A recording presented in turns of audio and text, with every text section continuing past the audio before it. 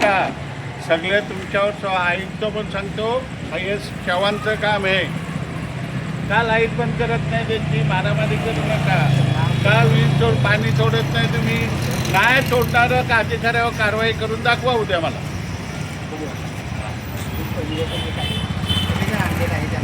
हे निवेदन द्या, नंतर उद्या आम्ही भडक हे करू. तुम्ही एकावर तरी कारवाई करून दाखवा. तरी पनवेल महानगरपालिकेने या उपोषणाची तात्काळ दखल घेऊन पनवेल परिसरामध्ये तसेच तलोजा परिसरामध्ये सुरू असलेल्या बेकायदेशीरपणे शाळेवरती लवकरात लवकर कारवाई करण्यात यावी, अन्यथा हे उपोषण कायम राहील. कित्येक वेळा लेखी स्वरूपामध्ये प्रत्यक्षात भेटून निवेदन देण्यात आले, तरी पनवेल महानगरपालिका पंचायत समिती यांचे पदाधिकारी यांनी कुठल्याही प्रकारची दखल न घेतल्यामुळे आज राष्ट्रवादी काँग्रेस पार्टीच्या वतीने तलोजा पनवेल परिसरामध्ये बेकायदेशीरपणे सुरू असलेल्या शाळेच्या विरोधामध्ये, म्हणजे या शाळेकडे कुठल्याही प्रकारचा परवाना नाही आहे, कुठल्याही प्रकारचे साहेब काय सांगाल, आज तुम्ही पनवेल महानगरपालिकेच्या या ठिकाणी उपोषण करत आहात, काय प्रमुख मागणी आहे, काय विषय काय? या ठिकाणी तलोजा आणि पनवेल विभागामध्ये ज्या बेकायदेशीर अनधिकृत शाळा आहेत आणि या शाळा पनवेल महानगरपालिका शिक्षण विभाग आणि पंचायत समिती शिक्षण विभाग यांनी गेल्या 4 ते 5 वर्षापूर्वी या बेकायदेशीर असल्याचे घोषित केलेले आहे. आणि हे फक्त प्रत्येक वर्षी वर्तमानपत्रामध्ये या शाळा बेकायदेशीर आहेत, या शाळेमध्ये पालकांनी प्रवेश घेऊ नये एवढंच फक्त काम करत असतात. आणि या नोटिसा दिल्यानंतर प्रशासन, पनवेल महानगरपालिका असेल, शिक्षण समिती, पंचायत समिती असेल, हे फक्त शिक्षण संस्था चालकांच्याकडून मोठ्या प्रमाणात अर्थकारण करून या शाळा यांच्याच आशीर्वादाने चालत आहेत असा आमचा स्पष्ट आरोप आहे. त्यामुळे आम्ही गेली 6 महिने शिक्षण विभाग, पंचायत समिती असेल, पनवेल महानगरपालिका असेल यांच्याकडे वारंवार निवेदनं देतो आहे, प्रत्यक्ष भेटी घेतो आहे, त्यांच्याशी भेटल्यानंतर त्यांना निवेदनं देतो आहे. आम्ही निवेदन दिल्यानंतर यांच्याकडून तात्काळ त्या ठिकाणी नोटिसा निघतात, परंतु पुन्हा जैसे ते कारभार असतो. पनवेल महानगरपालिकेच्या वतीने ज्यावेळेला आम्ही मागणी केल्यानंतर शिक्षण संस्थांमध्ये शिक्षण अधिकारी जाऊन त्या ठिकाणी या शाळा बेकायदेशीर आहेत असा नामफलक लावतात आणि शिक्षण अधिकारी त्या जागेवरून निघून जातात. 5च मिनिटामध्ये हे मुजूर संस्थाचालक हे नामफलक अधिकृत लावलेले शासनाचे काढून टाकतात. म्हणजे एवढा यांना कुठल्याही प्रकारची भीती या महापालिकेकडून नाही आहे, पोलीस प्रशासनाची नाही आहे, कुठल्याही या प्रशासनाचे घाबरायला तयार नाहीत. याचा अर्थ यांना वरदहस्त कोणाचा आहे हा एक संशोधनाचा भाग आहे. परंतु आम्ही स्पष्टपणे त्यांच्यावर आरोप केलेला आहे की या शिक्षण समितीचे, पंचायत समितीचे श्रीराम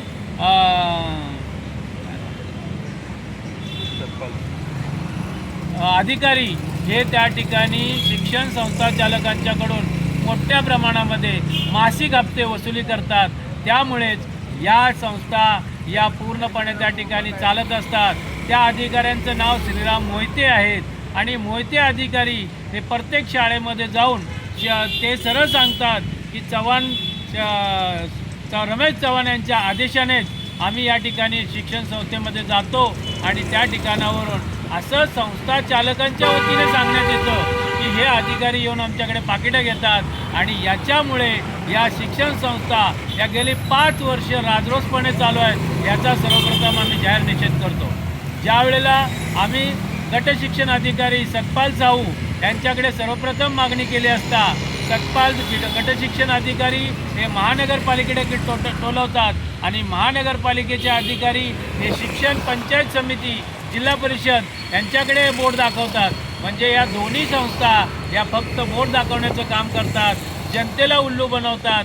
यांच्यामुळेच या ठिकाणी पालक वर्ग असेल, विद्यार्थी असेल यांचं या ठिकाणी आर्थिक नुकसान होते. आणि प्रत्येक वर्षी ज्या वेळेला हे वर्तमानपत्रामध्ये बातमी देतात त्यावेळेला नाहक त्यांना त्या ठिकाणी मनस्ताप होतो की आता ते संभ्रमात असतात की आता आम्हाला करायचं काय. त्यावेळेला ते पाचनन नगर रहिवासी सामाजिक संस्था राष्ट्रवादी काँग्रेस पक्षाच्या जनसंपर्क कार्यालयामध्ये अनेक नागरिकांनी तक्रारी केल्यानंतर आम्ही या ठिकाणी सतत पाठपुरावा करत राहिलो। त्यावेळेला या पनवेल महानगरपालिकेचे अतिरिक्त आयुक्त सन्माननीय महेश कुमार मेघमाळे साहेबांनी 17/4/2026ला एक बैठकीचं आयोजन केलेलं होतं। कारण आम्ही त्या ठिकाणी त्यांना 30 तारखेचं अल्टिमेटम दिलं होतं की आम्ही या ठिकाणी जर आपण कारवाई केली नाही तर आम्ही या ठिकाणी बेमुदत उपोषण आंदोलन करू। या देशाचे आदरणीय डॉक्टर बाबासाहेब आंबेडकर यांनी जे संविधान दिलेलं आहे यांच्या पुतळ्यासमोर आम्ही त्या ठिकाणी बसून आंदोलन करणार होतो। याची महेश कुमार मेघमाळे साहेब अतिरिक्त यांनी दखल घेतली आणि 17/4/2026ला त्या ठिकाणी संयुक्त बैठक घेतली। त्या संयुक्त बैठकीमध्ये सन्माननीय आयुक्त साहेबांनी तात्काळ रमेश चव्हाण शिक्षणाधिकाऱ्यांना सांगितलं या शाळा चालतातच कशा, आपण या तात्काळ बंद करा आणि जर बंद नाही केल्या तर त्यांचं लाईट पाणी कनेक्शन बंद करा, अशा स्वरूपाचं आम्हाला लेखी आश्वासन दिलं। आणि 30 तारखेपर्यंत आम्ही थांबलो त्यांचा सन्मान ठेवून, परंतु 30 तारखेनंतरसुद्धा या शाळा जैसे तर चालू होत्या। ॲडमिशन प्रक्रिया मोठ्या प्रमाणात चालू होती। शिक्षण संस्था कोणालाही घाबरण्यास तयार नाहीत। त्यावेळेला नाविलाजास्तव आम्ही या महाराष्ट्र राज्याचे शिक्षण मंत्री आदरणीय दादा भुसे यांची मंत्रालयात जाऊन भेट घेतली। त्यांना आम्ही निवेदन सादर केलं की साहेब, जर ह्या शाळा बंद झाल्या नाही तर आम्हाला 18 तारखेपासून मुख्य कार्यालय पनवेल महापालिका यासमोर नाविलाजास्तव बेमुदत उपोषण आंदोलन करावं लागेल। त्यावेळेला आदरणीय शिक्षण मंत्री दादा भुसे साहेबांनी प्रधान सचिवांना त्या ठिकाणी तात्काळ ते प्रस्ताव त्यांच्याकडे पाठवला आणि कारवाई करण्यात येईल असं आम्हाला आश्वासन दिलं। त्यामुळे आम्ही आजपर्यंत थांबलेलो होतो। त्या वेळेनंतर शिक्षण अधिकारी रमेश चव्हाण जागे झाले खडबडून आणि आम्हाला फोनद्वारे विनंत्या करू लागले की आपण उपोषण करू नका। आमची एकच मागणी आहे की तात्काळ या अनधिकृत असणाऱ्या शाळा आपण तात्काळ बंद करा। आम्हाला उपोषण करण्याची गरज नाही, पण जोपर्यंत या बेकायदेशीर अनधिकृत शाळा बंद होणार नाही तोपर्यंत आम्ही या ठिकाणावर बेमुदत उपोषण उपोषणावरून हटणार नाही, असं आज आम्ही या आदर्श लाईव्ह न्यूज आणि AKP मराठी चॅनलच्या माध्यमातून जनतेला आव्हान करू इच्छितो, प्रशासनाला आव्हान इच्छितो की आपण या विद्यार्थ्यांचं पालकांची आपण अंत पाहू नका।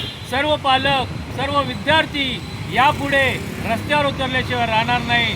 हाही फक्त आम्ही सुरुवात केलेली आहे, आम्ही त्यांचं प्रतिनिधित्व करतोय आणि या सन्माननीय चितळे साहेबांना आम्ही आव्हान करतो, आम्ही विनंती करतो की आज या ठिकाणी आम्ही बेमुदत अमरण उपोषण आंदोलन चालू केलेलं आहे। आपण याची तात्काळ नोंद घ्या आणि या शाळा बंद करण्याचे आदेश द्यावेत।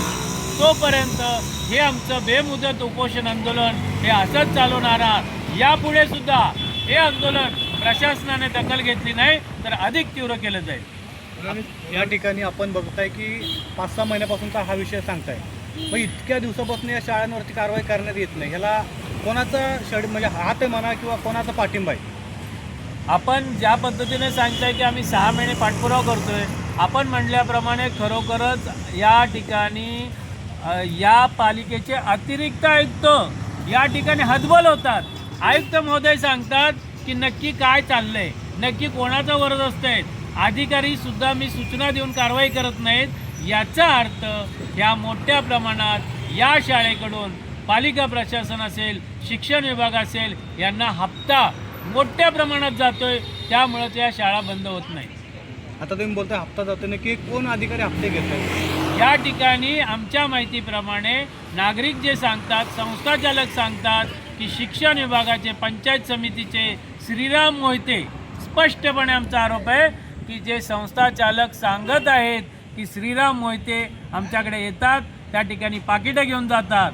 आपणास या उपोषणाच्या निमित्ताने सांगू इच्छितो की पनवेल महानगरपालिकेने 9 सप्टेंबर रोजी तलोजा पोलीस ठाणे या ठिकाणी यांच्यावरती फौजदारी गुन्हे दाखल केलेले आहेत, परंतु तलोजा पोलीस स्टेशनने आजपर्यंत यांच्यावर कोणतीही कारवाई केली नाही।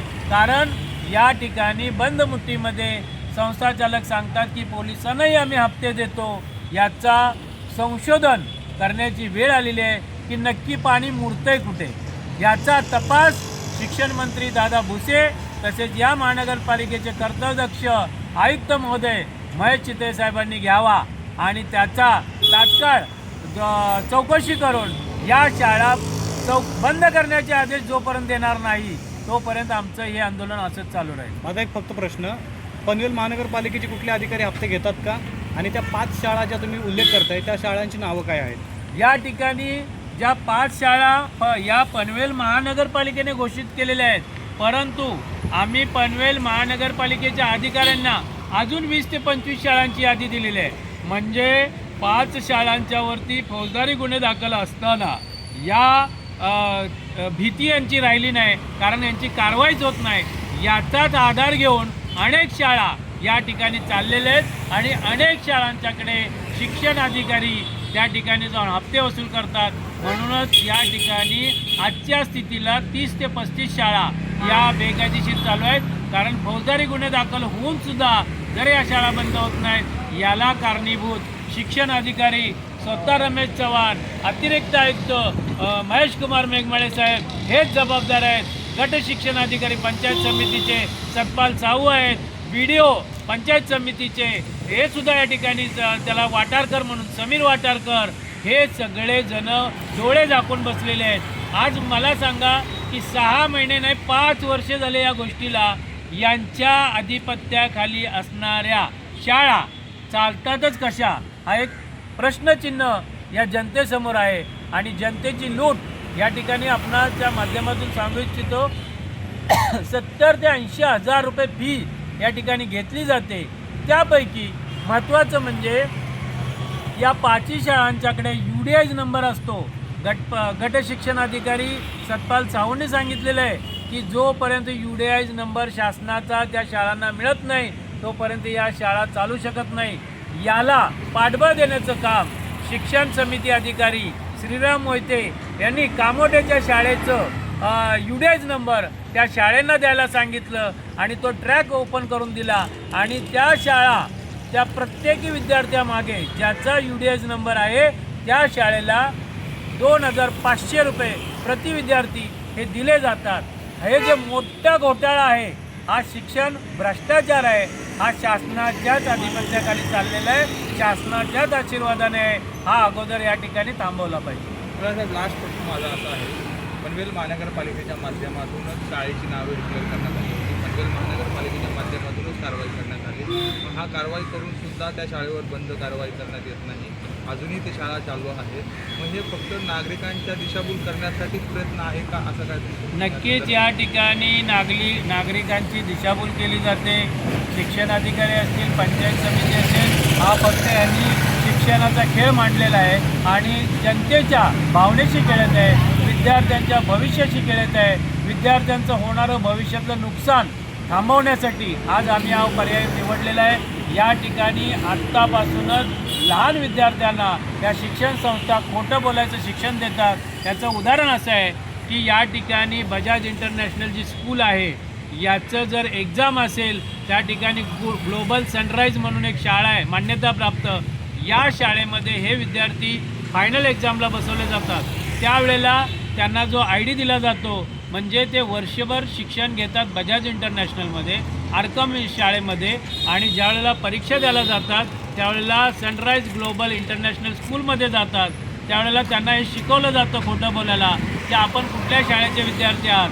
त्यावेळेला तो विद्यार्थी संभ्रमात असतो. तो 5 वर्षभर शिक्षण घेतो आहे बजाज इंटरनॅशनलमध्ये आणि एक्झाम द्यायला जातो आहे ग्लोबल सनराईजमध्ये.